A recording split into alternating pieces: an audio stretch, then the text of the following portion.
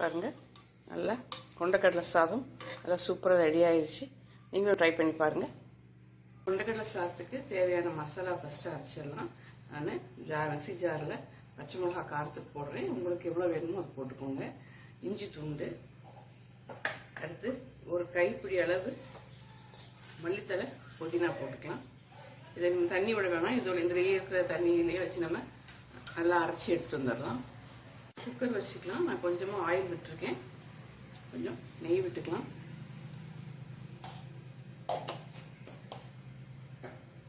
கொஞ்சம் சூடாகட்டும். நம்ம இப்போ உங்களுக்கு ஹோல்சமாக நான் ஸ்பைசஸ் அரைச்சி வச்சுருக்கேன். பட்டை, சோம்பு, கிராம்பு, ஏலக்காய் எல்லாம் அரைச்சி வச்சுருக்கேன். அதை நான் ஒரு ஸ்பூன் போடுறேன், டீஸ்பூன். உங்களுக்கு ஹோல்சமாக இல்லை, பவுடரா இல்லைன்னு நினைச்சிங்கன்னா 2 கிராம்பு, 2 ஏலக்காய், ஒரு பட்டை போட்டுக்கலாம். நீங்கள் நல்லா வாசம் வரட்டும். வாசம் வந்துடுச்சு. நான் ஒரு பெரிய வெங்காயம், கருவேப்பிலையும் போட்டுக்கிறேன். இது புலாவ் மாதிரி கிரீன் கலரில் இருக்கும். கொஞ்சம் தக்காளி போடலை.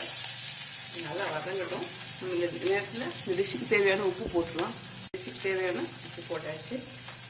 அதோட பரட்டி விட்டுலாம். பீஸா பண்ணிடலாம். உங்களுக்கு அரைச்சி வச்சிருக்கிற பச்சை மிளகா விழுதை இதை போட்டுடலாம்.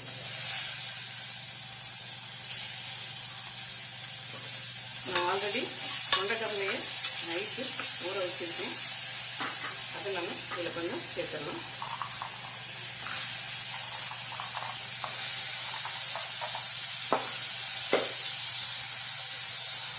கொண்டக்கடலை போட்டோன்னா நம்ம மெஷி பண்ணி வச்சுட்டு ரைஸை போட்டுக்கலாம். நான் ரைஸ் ஒரு 1/2 டம்ளர் எடுத்துருக்கேன்.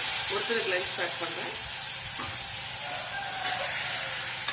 1/2 டம்ளர் ரைஸ், 1/2 டம்ளர் சன்னா வரும். டோட்டலாக அந்த 1 டம்ளரு ஆல்ரெடி தண்ணி மெஷர் பண்ணி வச்சுருக்கேன். யூஸ்வலாக 1:2 போடுவோம். கொஞ்சம் குறைச்சி போட்டுக்கலாம். கொஞ்சம் உதிரியாக வரும். இப்போ நம்ம இதோட கிளறி விட்டுட்டு நம்ம லிட்டு போட்டு ஒரு 2 விசில், 3வது விசில் ஸ்டார்ட் பண்ணும்போது நிறுத்திடலாம்.